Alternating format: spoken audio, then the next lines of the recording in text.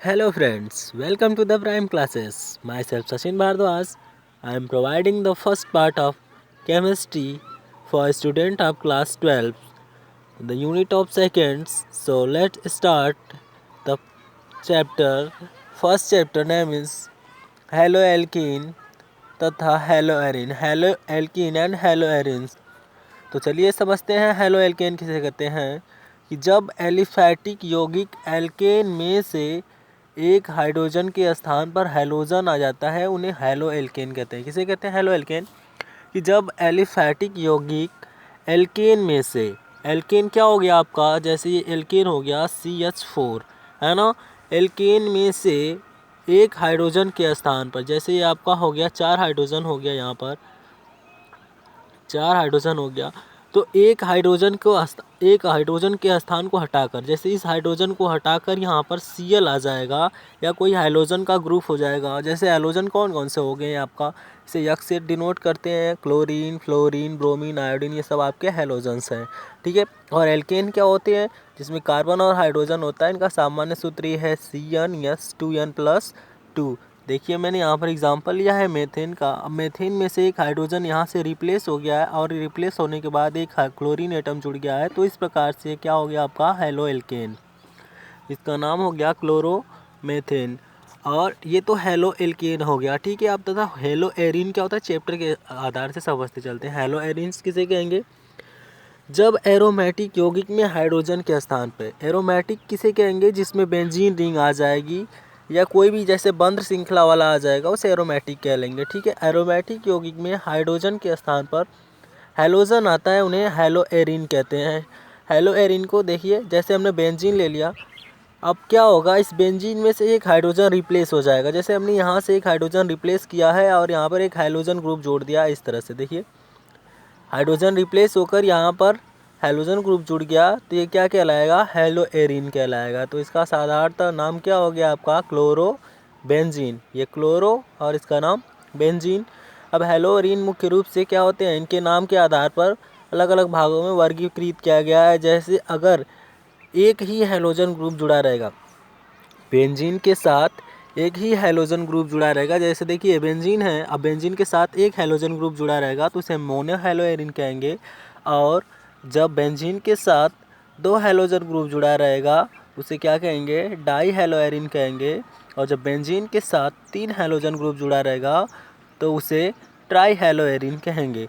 अब देखिए हैलोजन का वर्गीकरण निम्नलिखित उनके नाम के आधार पर, संख्या के आधार पर किया गया है। जैसे हैलोजन परमाणु की संख्या के आधार पर एल्केन में हाइड्रोजन परमाणु के स्थान पर 1, 2, 3, 4 हैलोजन परमाणु आता है, तो उन्हें क्रमशः mono, di, tri, tetra halide कहते हैं।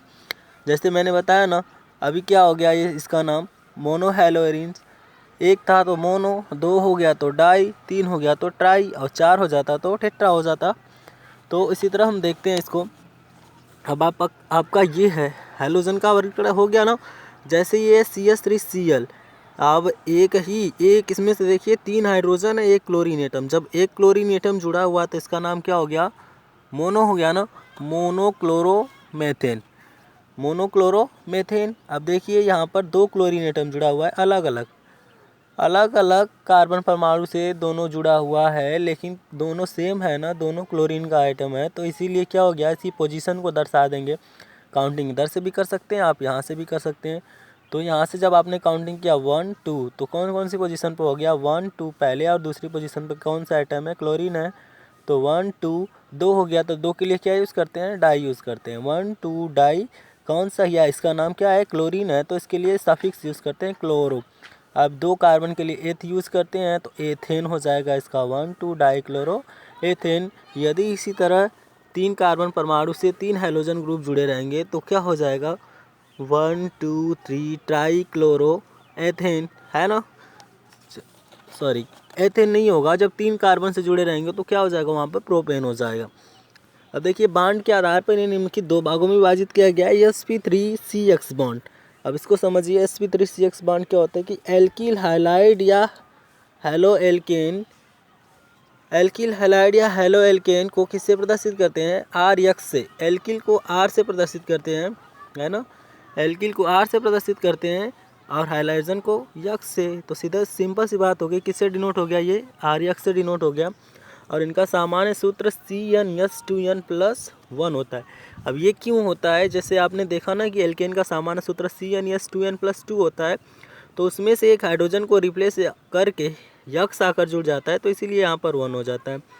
तो इनके कार्बन परमाणु के आधार पर इन्हें प्राइमरी, सेकेंडरी और टर्सरी हैलाइड के नाम से भी जाना जाता है। अब देखिए एग्जाम्पल के माध्यम से समझिए कि प्राइमरी हैलाइड किसे कहेंगे, सेकेंडरी हैलाइड किसे कहेंगे और टर्सरी हैलाइड किसे कहेंगे।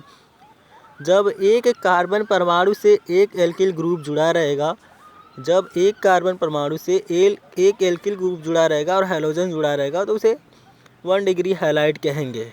ठीक है। जब एक कार्बन परमाणु से 2 एल्किल ग्रुप जुड़ा रहेगा और हैलोजन ग्रुप जुड़ा रहेगा, तो उसे 2 डिग्री हैलाइड कहेंगे। अब जब एक कार्बन परमाणु से 3 एल्किल ग्रुप जुड़ा रहेगा, तो उसे 3 डिग्री हैलाइड कहेंगे। ठीक है। चलिए आगे अगले वाले पेज पे चलते हैं।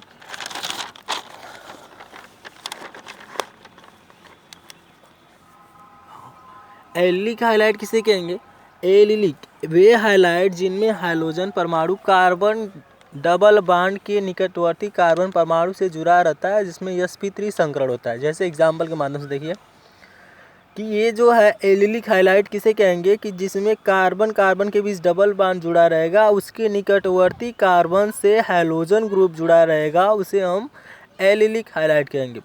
कार्बन कार्बन के बीच तो डबल बॉन्ड होगा, लेकिन उसके निकटवर्ती कार्बन से हैलोजन ग्रुप जुड़ा रहेगा, तो इस प्रकार के हाइलाइट को एलिलिक हाइलाइट कहते हैं। जैसे इसका नाम क्या हो जाएगा, इसका नाम हो जाएगा 3 क्लोरो, काउंटिंग करेंगे 1 2 3, तीसरी पोजीशन में क्लोरीन एटम जुड़ा होता है, 3 क्लोरो प्रोपीन हो जाएगा ना, डबल बॉन्ड है, तो यहाँ पर इसका नाम प्रोपीन हो जाएगा।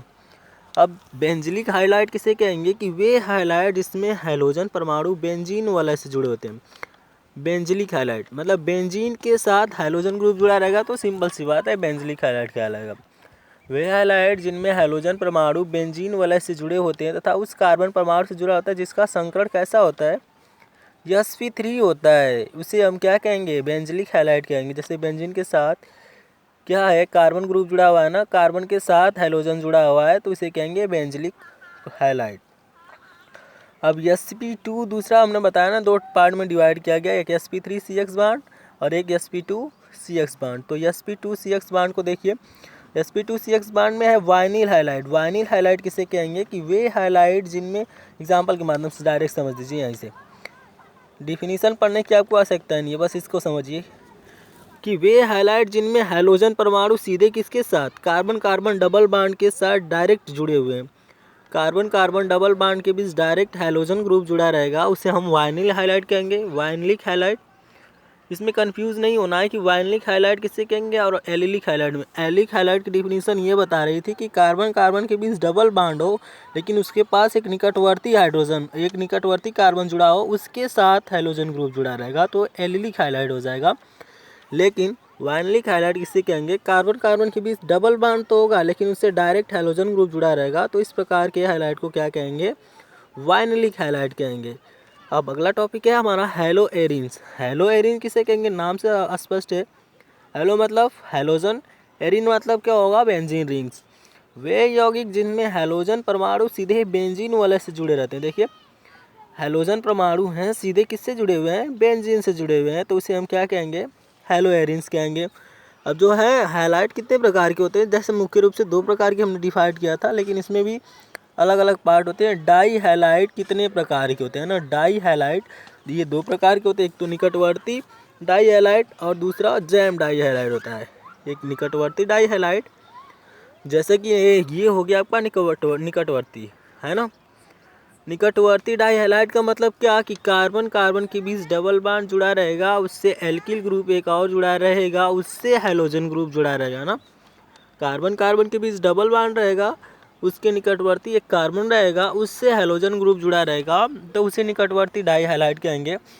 और एक अगला टॉपिक है जैम डाई हाइलाइट। इसी का अलग पार्ट है कि जब एक ही कार्बन परमाणु 2 हैलोजन से जुड़े हुए हैं, किससे जुड़े हुए हैं, जब एक ही कार्बन परमाणु 2 हैलोजन से जुड़े हुए हों, तो उसे क्या कहेंगे, जैम डाई हाइलाइट। ठीक है, जैम डाई हाइलाइट। जैसे कि अब ये देखिए हमारा है डाई हैलाइड है ना, निकटवर्ती डाई हैलाइड किसे कहेंगे, तो इसको एग्जाम्पल के माध्यम से समझिए। तो जैसे ये हो गया आपका CS2 बॉन्ड, CS2 है ना, अब इससे क्या है, Cl जुड़ा हुआ है, Cl जुड़ा हुआ है, तो ये आपका मतलब अलग अलग कार्बन परमाणु से जुड़ा हुआ है, तो इसे निकटवर्ती डाई हैलाइड कहेंगे। लेकिन दूसरा जो है जैम डाई हैलाइड क्या है कि एक ही कार्बन परमाणु से क्या होंगे, 2 हैलाइड ग्रुप जुड़े रहेंगे, तो उसे हम क्या कह देंगे, जैम डाई हैलाइड। ठीक है, तो आशा करते हैं आपको ये वीडियो समझ में आया होगा। यदि आपको वीडियो अच्छा लगा हो तो लाइक करें, शेयर करें, सब्सक्राइब करें। यदि आपको वीडियो अच्छा लगा है तो कमेंट में लिखिए, इसकी अगली पार्ट को हम जल्दी अपलोड करेंगे। Thank you.